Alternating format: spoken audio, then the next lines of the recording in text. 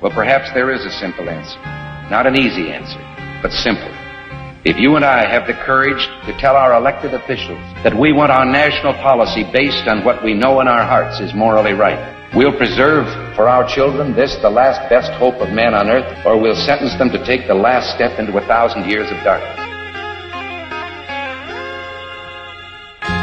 Every time that I look in the mirror, all these lines in my face getting clearer. The past is gone, it went by like dust to dawn. Isn't that the way? Everybody's got the dues in life.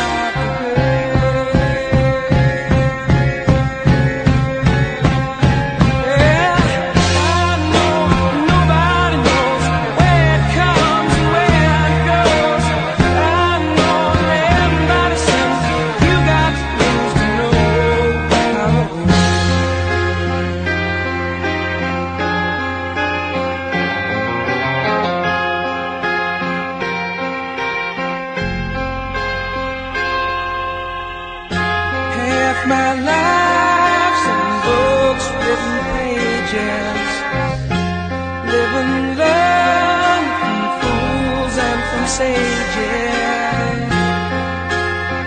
You know it's true.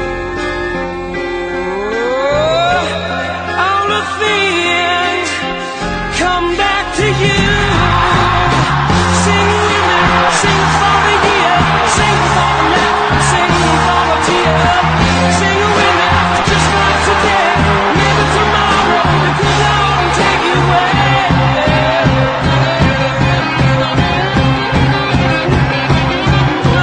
Dream on, dream on, dream on. Dream until the dream come true.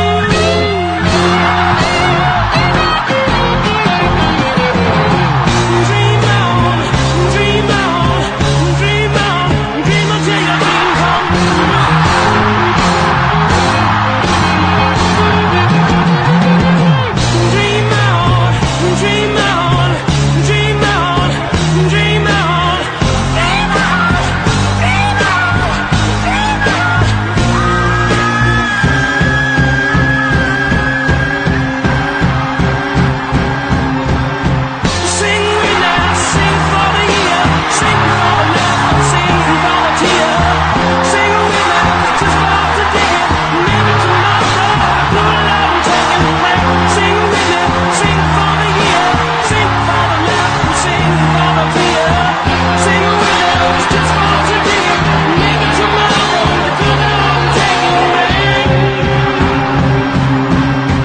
As long as the American people hold in their hearts deep and devoted love of country, then there is nothing that this nation cannot achieve. The best is yet to come. To bet $150,000 on who's going to win in November, who would you bet on? I never dreamed that I would say this, but I would bet on Trump. I thought it was done. I thought it was over. You don't come back from an impeachment. You don't come back from January 6th. You don't come back from any of this. But he's come back. The guy's a survivor. And his opponent is having so much trouble that I would, at this point, give the edge to Trump. The Chinese regime will sanction 5 U.S. military manufacturers in response to their latest round of arms sales to Taiwan. The U.S. approved the sale of $300 million worth of equipment to Taiwan last month. That's to help maintain the island's tactical information systems. U.S. arms sales to Taiwan are a frequent source of tension between Washington and the Chinese Communist Party. China views democratically governed Taiwan as its territory, a claim that Taiwan's government rejects. The sanctions come ahead of Taiwan's presidential and parliamentary elections this weekend. Mr. Chairman, Chairman Comer, first of all, my first question is who brought Hunter Biden to be here today? That's my first question. Second question, you are the epitome of white privilege, coming into the Oversight Committee, spitting in our face, ignoring a congressional subpoena to be deposed. What are you afraid of? You have no balls to come up here and... Mr. Chairman, point of inquiry. Mr. Chairman, If The ladies recognize. if the gentlelady wants to hear from Hunter Biden, we can hear from him right now, Mr. Chairman. Let's take a vote and hear from Hunter Biden. What are you afraid of? Hold on. Order. Are women allowed to speak in here or no? Are women allowed to speak in here or no? Could you keep interrupting me? I'll interrupt the chairman. I don't know that he's a lady. I think that that Hunter Biden should be arrested right here, right now, and go straight to jail. Our nation is founded on the rule of law. Come on. And the premise that the law Just applies. a small piece of Mar-a-Lago in Palm Beach, Florida, probably the most expensive land anywhere in the world. A New York State judge named Engoron values it at just $18 million in order to help his and racist AG James, Letitia James, a racist and a corrupt person. It's a horrible case. It's a rigged case against me.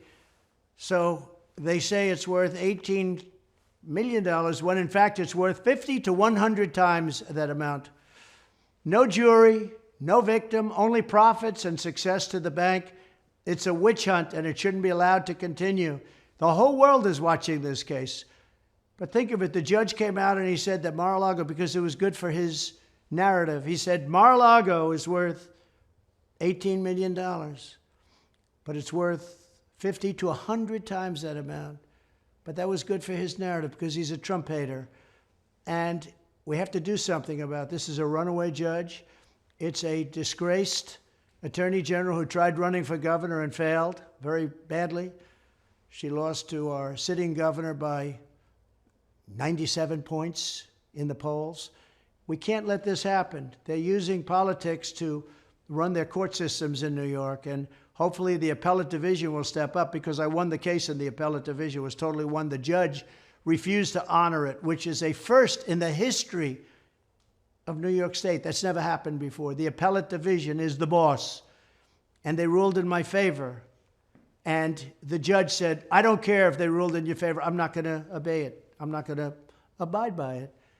Can't let that happen. This is a corrupt state, and they have to straighten out their act because everyone's leaving New York. They're leaving New York. The businesses are going. The taxes are going. The taxes, all the money that's paid by people is going. And it's things like this and a attorney general like Letitia James that forces people out. They don't look at violent crime. They don't look at murders. If you murder somebody, they leave you alone. If you do a great job and build a city, help build a city. I did a great job, paid millions and millions and millions of dollars in taxes. It's a shame. Never happened where they would do things like this. Never happened in the history of our country. But we're going to win, and we're going to turn this country around. We're going to help New York State, working with the Democrats. We're going to help New York State turn around, and we're going to make our country, we're going to make our state great again. Thank you very much.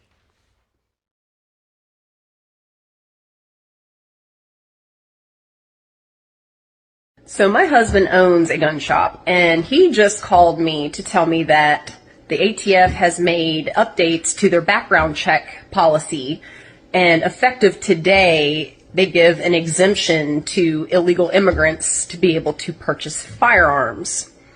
Now, this strangely coincides with California, New York, and Chicago making it legal for illegals to be police officers. Tell me our government isn't about to pull some shenanigans without telling me our government's about to pull some shenanigans. Breaking news on the Epstein file drop. The Gateway Pundit reports, here are the 37 Epstein documents released tonight in their entirety. We have this story and so much more coming up on the Gateway Pundit's Weekend Review.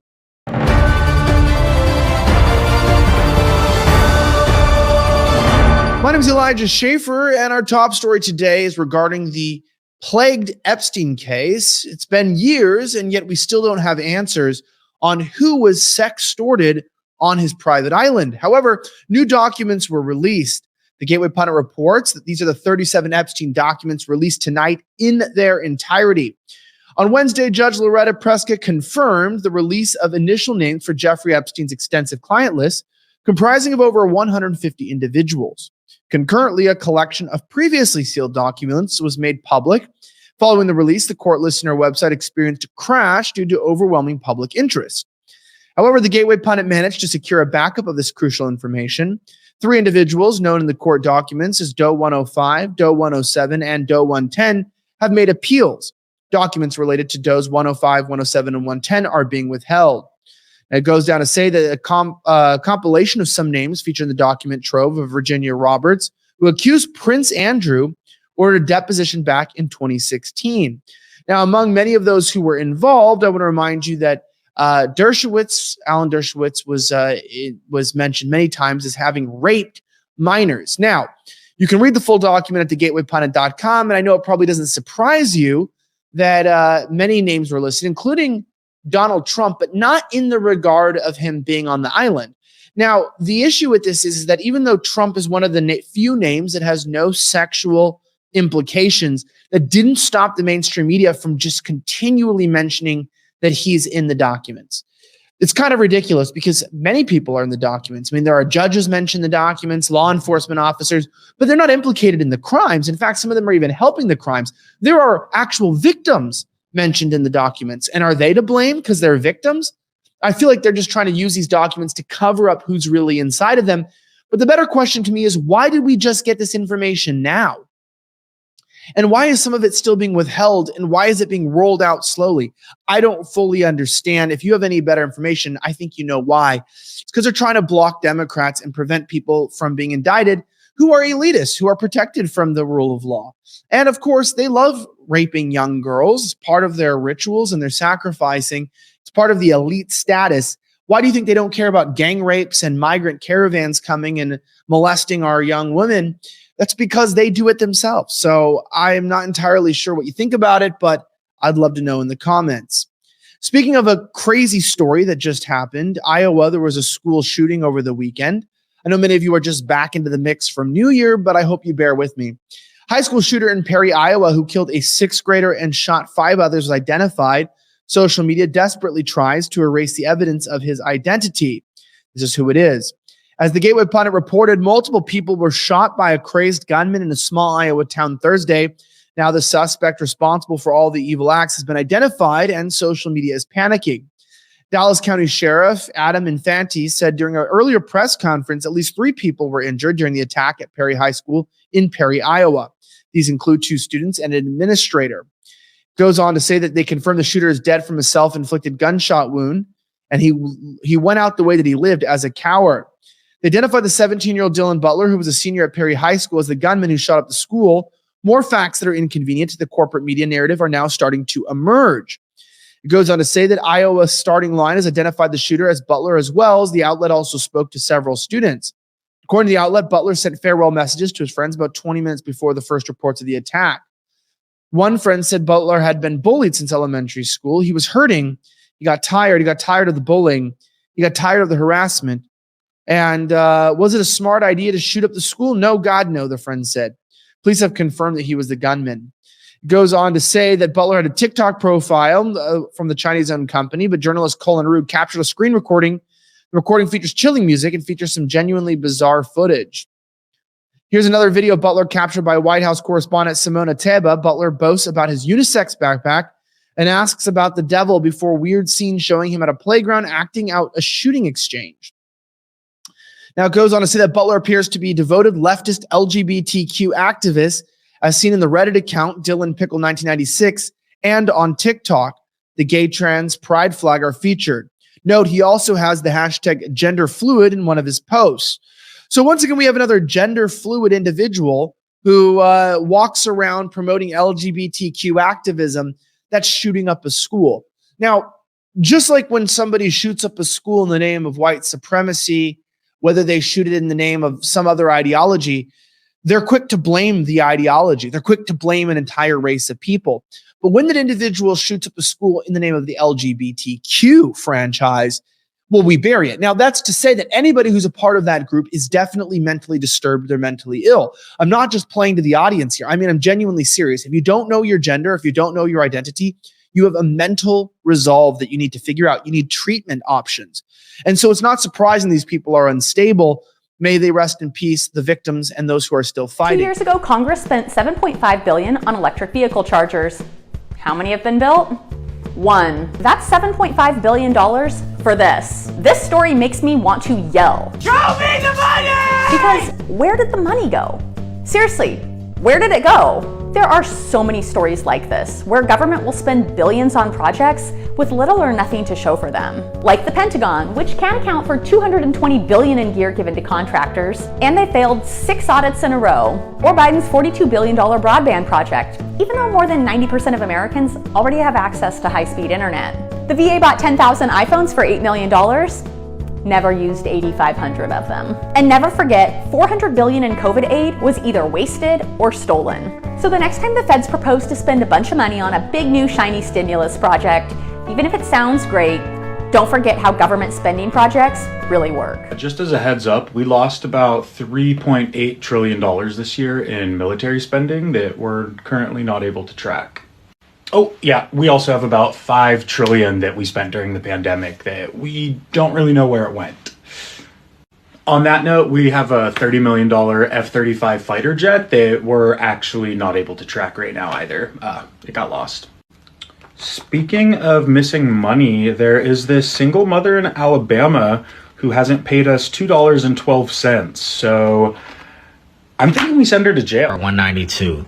In 1933, with HJR 192, they took all the gold, all the true money, all the property, and instituted eminent domain and property tax / divided land titles, and instituted the income tax to control the labor of the people. In addition, with HJR 192 is when they instituted the birth certificate to control the people and have the future American people become the collateral for all the government's debts. Yes, that's right. Your birth certificate is the title to your body, and it has been pledged as an asset. The holder has the right to the taxes and fines and fees, etc. that you pay the government through judgment, court cases, payroll, income taxes, and property taxes. This was done with 1933 House Joint Resolution. I think it's President Roosevelt. Yeah, here it is. President Roosevelt put that into effect. If you know, you know. To the Republican candidate's argument that this should be, the voters should have the say and not the courts. Why are you standing with Confederates who betrayed this country?